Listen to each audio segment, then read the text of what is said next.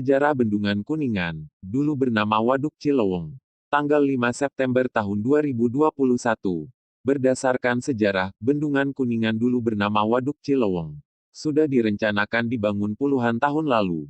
Tapi baru terwujud sekarang. Bendungan Kuningan diresmikan Presiden RI, Joko Widodo. Jokowi. Selasa, tanggal 31 Agustus tahun 2021.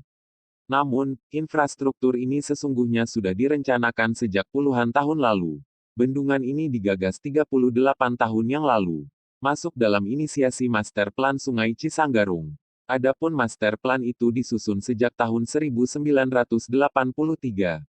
Kemudian feasibility study, studi kelayakan, dibuat tahun 1984.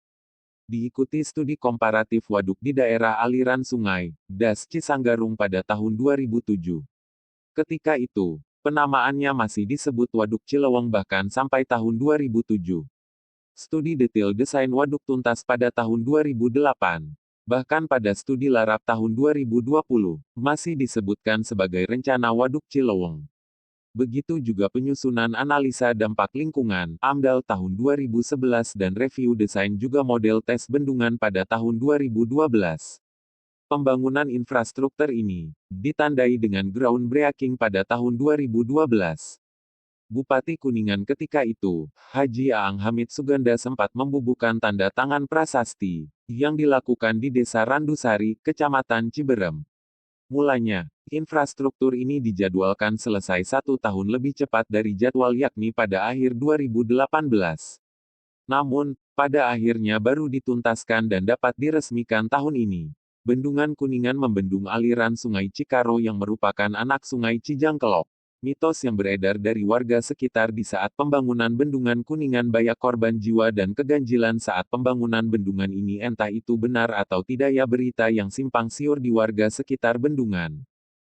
Dampak pembangunan Bendungan Kuningan Desa Kaungsari Hiruk Pikuk Desa Miliarder di Kabupaten Kuningan menyimpan kisah sedih.